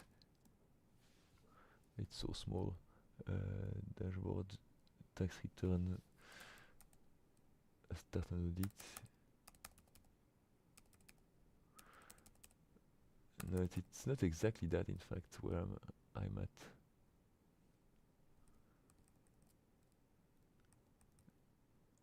Okay. No, okay. There it is also, and you don't have the numbers, or do you?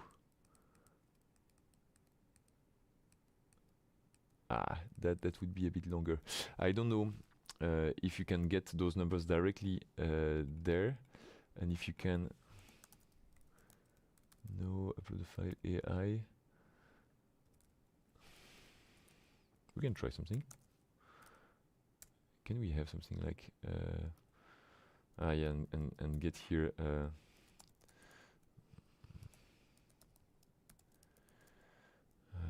it's a balance sheet numbers, it's a balance sheet.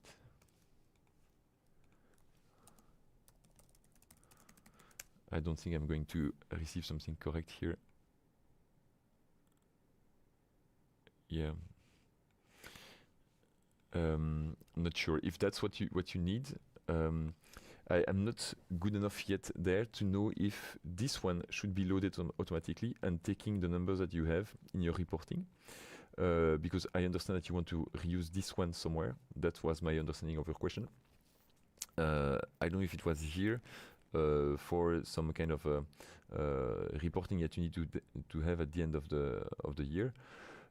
If it's in another report, usually you can simply reuse the same way you have codes. You can reuse some code, not this one, here in other part. Like here we use the L code and EQ code that we get from other places. I guess here EQ yes, L yes. So that is what I mean.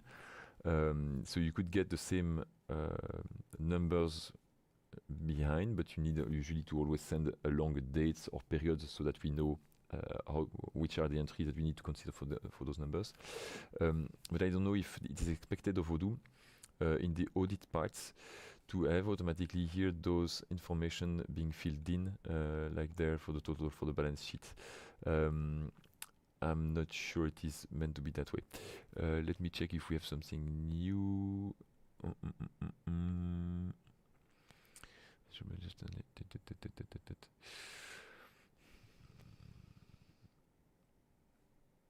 No, definitely some place I will need to invest more time. Okay, then that is just loading different items, but not. Do we have some other thing we can say?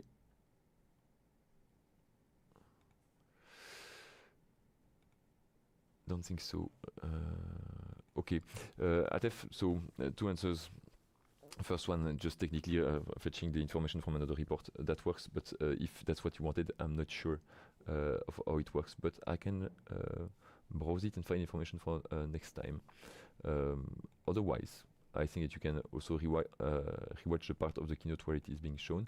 It's a pity that this one is a bit small when we show it on the screen, because I see it's not like super big. And it's also something else that I'm like, you have cycles, and I don't see that under that audit item. It's also, wait, because it's in the same place, a new audit. Maybe I didn't see it. I will retry once again, audit. There's maybe another place, working files, accounting review, okay. Working files or annual report, okay. Okay, that was that.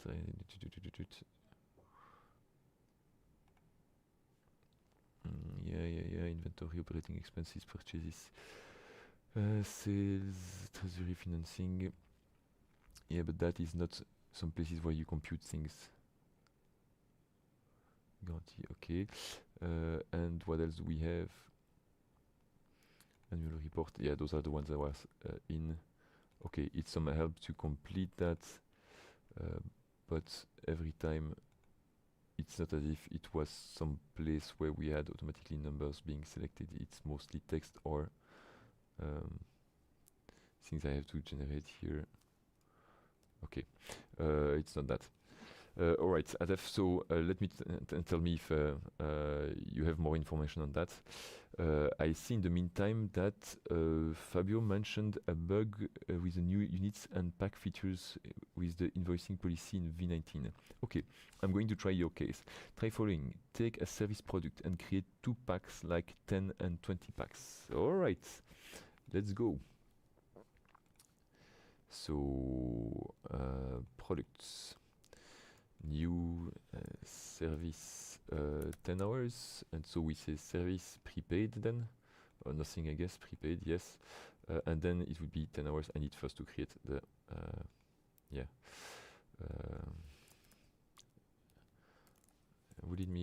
will it allow me to say it's there? No, it's better if I go and create them first.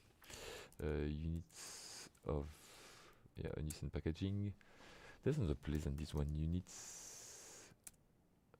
I thought there was another view. I had a feeling that we had measure. Or I'm still thinking about our previous way of doing. Okay. If I create a new one here, so 10 hour pack, it will be 10 times bigger than the unit, and let's duplicate and say 25 hour pack. That would be 25 bigger than, oh, it's not units, it's hours. Okay, it should be okay to change it, yes. Is that working? All right. So that's maybe how you did it, Fabio. So the service 10 hours, 10 hour pack. And it's going to cost, let's say, 1,000, and the rest is not so important. Can you come back to the demand of Fabio, so that, because the text is quite long. It was the one that was on link. Yes, this one. Yeah. Okay. On the product UIM, change to 10 hour pack as default. Okay. So I'm going to say here, set default value unit of measure somewhere. 10 hour pack for all users. Save default. Right. Now change the invoice policy to based on timesheet.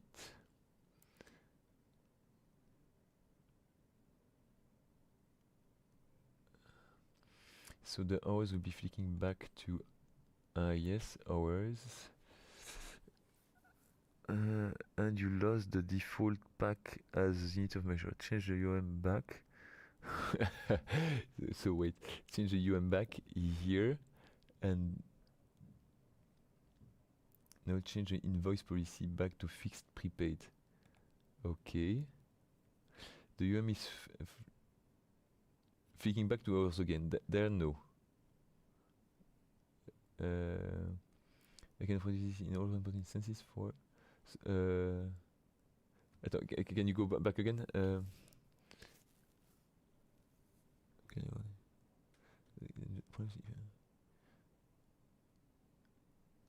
suddenly get orders for 1 hour or 1 unit instead of pack you're expecting.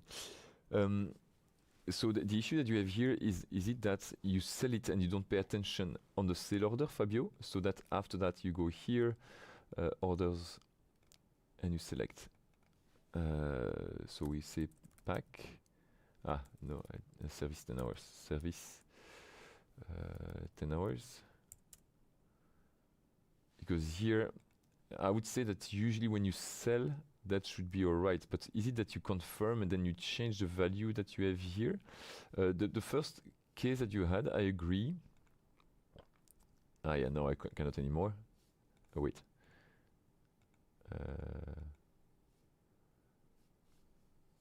I'm going to cancel this one.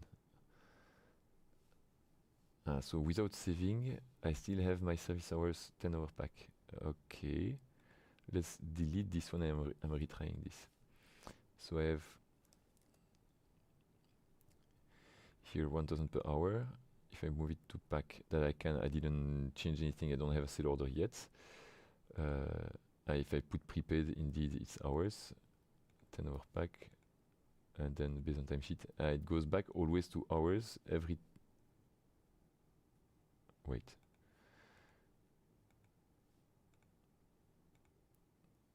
Okay, hours. I'm saving this. Put back to 10 hour pack, and then I go to prepaid. It goes to hours.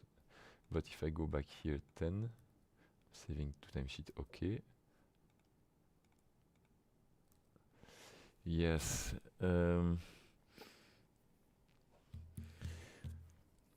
I see it's problematic, but I fail to see if it would really be in a use case where usually you would have always the product configured the same way. So if you have service 10-hour pack and you say, I want to base it, prepaid or on timesheet, usually this shouldn't change too much at the moment where you configure it.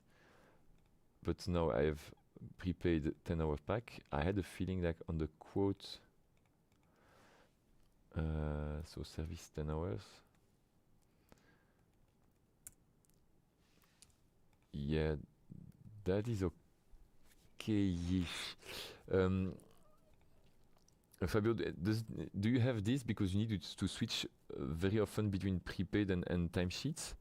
There must be some place where you have an unchange and we anyway rewrite the base value here. I wonder, is it only on the services or you have the same? I will go back on the Coca-Cola can because there, don't we have the same? No, I'm checking a few things. It's not exactly the same here. Yeah, it doesn't change there. There's no other thing that will make it change the pack. Okay. I'm not sure about why it does it. I agree it's problematic, but as not a fix, but can't you be sure that once you have sold it, by the way, I will sell it because I just want to be sure of something. So yes, quantity 1 10-hour pack. So if I deliver here, yeah. If I create a task and I deliver 1 hour, it will show 1/10. At least that's how we work at Odoo, same configuration. But now, if I go on timesheets,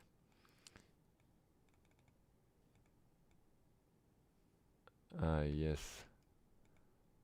Is that this? Then it changes here. Okay. But you get warned for this. Fabio, tell me if... I'm sorry, because at the same time I'm showing this, so we have different screens, and I see you're giving lots of messages, so that is correct. View for the product sales tab package. It's really good, Antoine. Yeah, no, just change the invoice policy, see the problem, yeah, after saving, yes. So that's why at the beginning I was just counting on the on change and not the after saving. Keep sweeping back to hours, yes. Yeah, okay, runbot. Mostly affect e-commerce sales. Okay. E-commerce. Okay.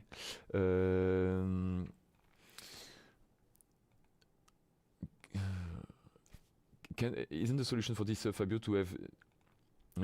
Do you really have cases where you have the same product being sold based on timesheet or prepaid? Because my question is more related to cannot we find something that is not a fix, because of course I would agree that maybe it's questionable the fact that we change it, and I don't know why. I don't have the reason why, but can't you have some place where you realize, okay, we stay on based on timesheet or prepaid for the same product, and we don't change that ever, or at least as long as you use the same kind of product, because it looks like if you need to switch from one to the other,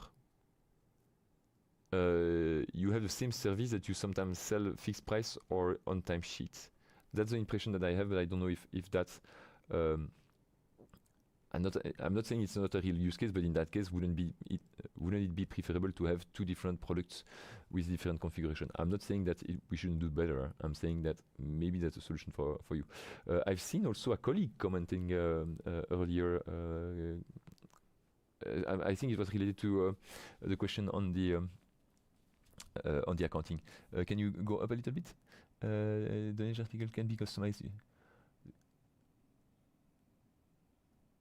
Okay. Thanks, Christophe.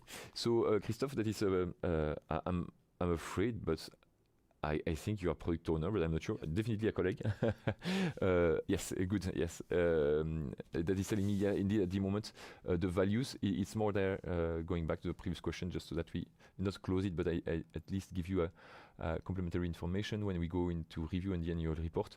What I was showing here in the not configuration, sorry, in the information, I was like, okay, do we expect this to be computed? And the answer is no. It's more like, okay, you need to know that this is a value that you are going to change manually based on the information that is given by Odoo. But we prepare all the attestation. So that was my question, and it was answered by a colleague live. So Fabio is commenting again. The problem is if I change the invoice policy, why would it need to change my base UM if I only sell in packs? Yeah. Yeah, that I agree. It's inconsistent and unexpected behavior. It only happens on services, yes, that have a pack.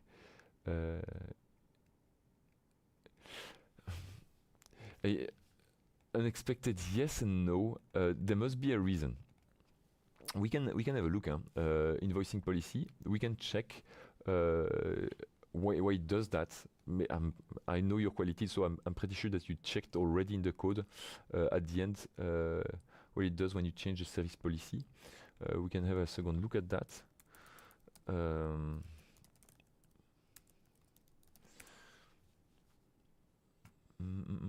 Sale project, will it be here?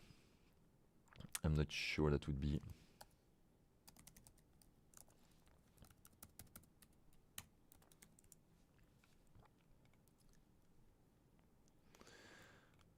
So compute service policy. So when we change it, it's just tooltip. There must be a reason why we select it somewhere, and I'm not sure I will find it, but I find it weird that you have that, and you're right, huh, on the services and not on the rest. And I don't know if it's intended or not. And I agree it's not great.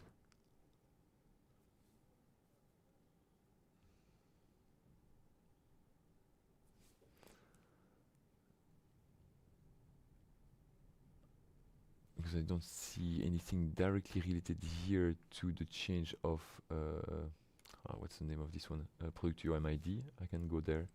I think it's product UM ID. Not sure. UM. You don't even have a notion of UM in this one on the product template. Okay. Fabio, for this one, I don't know what to tell you because at the same time, I feel like it can be prevented by a human, but at the same time, I know it's not great in terms of usability and it can lead to errors. So if that can be reproduced on the runbot, but I don't know where you are at the moment. If that can be reproduced on the runbot, I would say yes. Why not send that to the support and see if they don't have more information as I do for this particular use case. But the fact that you query us on the show, it gives me the feeling that you already did. So that's why I don't know if that was already done. In the meantime, I will just quickly have a look at another question. From Ashish Gajera that is saying we have two different domains. One is for the main Odoo website, the other one for the secondary store. When we go to secondary, it takes us to the primary domain. How to set up? Okay, usually it's related to the first question we had earlier today. In the websites here, you have different values. And if you have website 1, website 2, you have the website domain. If you put the website domain there, it should be working because we know that it's coming from the website domain, the domain. The second domain that you have. This, if I go on the right there, there's a you can switch from one to the other, and you see here no website domain is configured for this website. Yeah, I should have. Go back to this one, but you have some explanation here. Set a domain in the website settings. So you should have that. So two different websites, two different domains. So you can do it, well, you can see here the fact that you don't have a domain. You see that's the little sign, but the configuration goes on the website here, website domains, you enter it here. That's it. Okay. Okay, so it is related to the addition of subscription. That's what you mean? But I don't have it on my side here in my test. Okay, it's fun that I already reached the email limits. I didn't have the feeling that I was doing a lot. I don't have the subs. Ah no, I have the subs. Okay.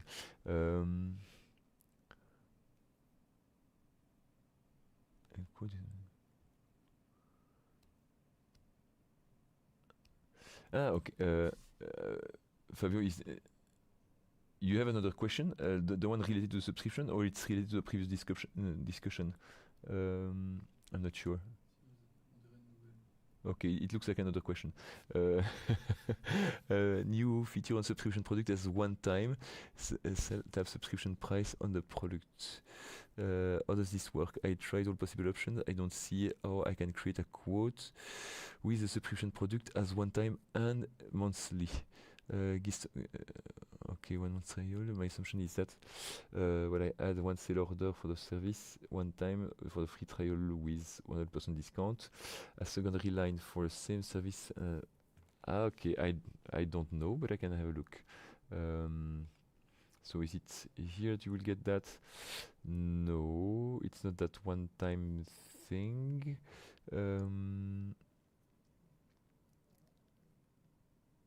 So on the subscription product, sorry. Do we have one where accept one time? Okay.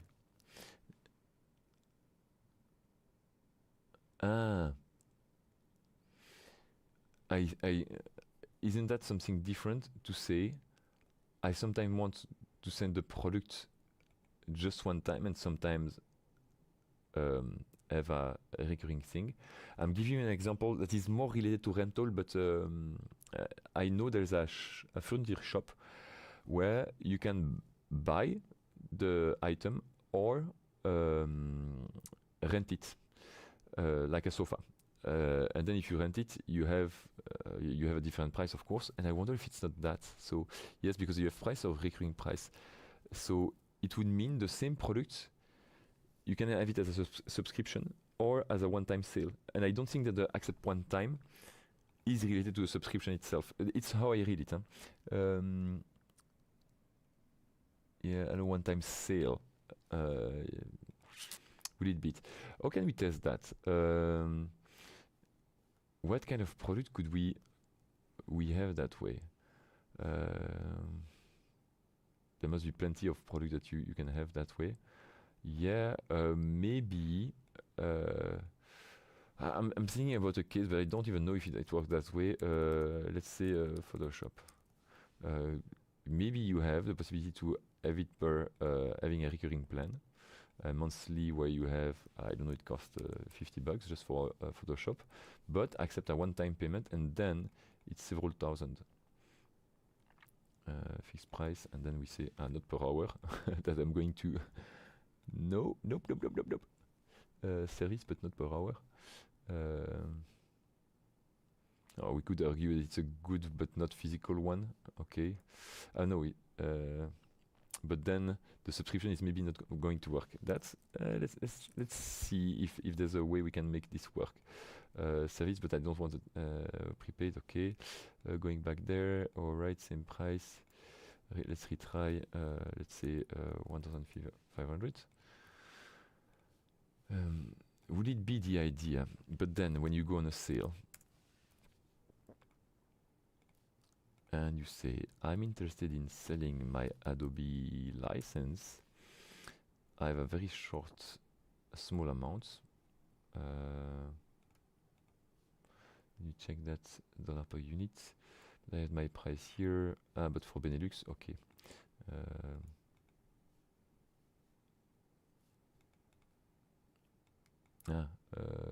Yeah, the only one USD would be Benelux. Okay, let's retry this one. Quote, but I'm not on Benelux. If I go there, update the prices. Yes, and then I have my one-shot thing, but if I change to a recurring plan, I'm going to remove it and see if...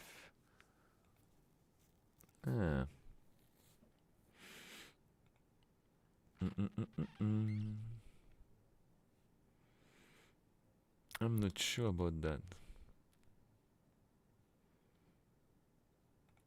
Yeah, maybe I needed to put this one as well there.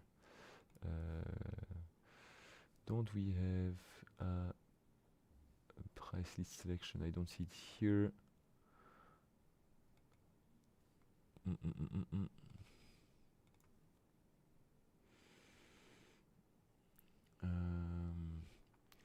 Okay, it bothers me because I have the feeling that you can force a price list over there, but I don't see it here. When I go there, where is it located, that euro thing? Okay, I don't see it. So do I need to go back to the product to set it?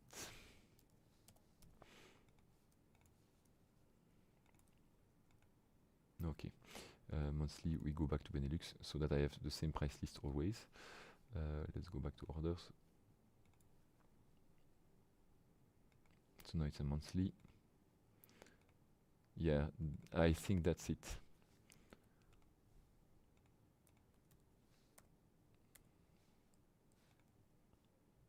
In fact, it changed it already. Wait, I'm putting again the recurring plan. I'm putting Adobe Photoshop 15. Let's remove the plan. Yes, I think that's it. Not 100% sure, but I wonder if the idea is not to say, you know what, you can have things that you want recurring, that you can have in one shot, or kind of renting or having a subscription to it. It could be. Okay. I'm just quickly checking the last question from Ashish Gajera with the multi-company email servers. It's a tricky setup for at least one thing, which is the user signature. But otherwise, what you do have is that you are going to, the outgoing mail servers that you are going to create, and it's not maybe one per company, it's as many as you need. Most of the time, lots of people are going to use more and more OAuth, but if you go for OAuth authentication, the username must be the same as the from filtering, so you will have as many OAuth, Gmail or Outlook as you have users. Otherwise, if it's a username, with a simple username and password with a generic account, that would work as well. Maybe use your own server that is not a Gmail or an Outlook, and you will have to create as many, let's say, servers as you have companies, so that when you send emails, the way Odoo is going to pick among the different outgoing email servers is thanks to that from filtering. This means I'm sending an email as someone, there's a from address, mine or the one of my company. That is also a setup that you have in Odoo. Knowing who is sending the email, which outgoing mail server should I select? And that's where it becomes a bit tricky. When you have one user that can send the emails from one or the other company, you need to find a way so that the from email that is being used is not the one of your user. Otherwise, it will be always the same outgoing mail server in that regard. So you need to have, when you are using multi-companies, I'm not saying that you need completely to have it, but I sense that the question that you have behind is this one, which would be having different outgoing mail servers, maybe one per company, but then you need to take care that the from filtering works. This means generating emails that always have a from, where you can identify the company that is sending it, so that every email generated, we know how to make that triage. Is it going for the first outgoing mail server or the second one, based on the from address? And the from, then that's another point. It depends of the type of email that you are sending. If you send emails from email templates, you will see that you have a from that gets computed here, send from, and that when this is empty, I don't know if we have a lot that are empty, so I will check send from. Yes, we have a few known. Here in that case, I think that when you don't have that, we are going to use a generic from, that is the one that you will find on your company, and that is the default from that is there. So that would mean at the very least that the default from, or the email domain that you have here, should be different between company 1 and company 2. In my example, I have here email domain, and you see the email domains are the same between all my companies, so the example here wouldn't work. But so different email domain here and different outgoing email addresses, and trying to have your emails with a proper from. Okay guys, I think it's time to wrap it up. It's super cool because I see things that I don't know a lot, and it's not that I was afraid, but I knew it. Every time that we have a new version with so many new features, I'm lagging behind. Like here I see equity ESG. I didn't test them at all. I'm very happy that we had Christophe helping us and telling me that I was going into the report, that it was telling me yes, it's not computed yet automatically. Thanks a lot also for your participation, Fabio. We can continue the discussion offline, because I know that when it's a bug or something that is related like this, I really want to make things move forward. So don't hesitate for that. And to all the other ones, I forgot to show you that. It's not like crazy important, but we have an agenda as usual, and the agenda is the following. You are going to benefit from a newcomer to the session, that is Richard Scholl, that is also super experienced, more than 10 years of experience on Odoo. Before we get a bit of the other Antoine and a technical session with Emanuele again, before Antoine, and then I think I will come back later in a month. So this becomes an habit. I think that Emanuele will have most of the time always the third or the fourth Odoo Insider session during the month. So I'm very glad about it, because I like the regular Q&A session, but sometimes I feel like you need to have also somebody that is more technical to dive into some specifics. So if it becomes a habit, that I'm really glad. All right, guys, so enjoy the day, the end of the week, and see you next week with Richard on the line. Bye-bye.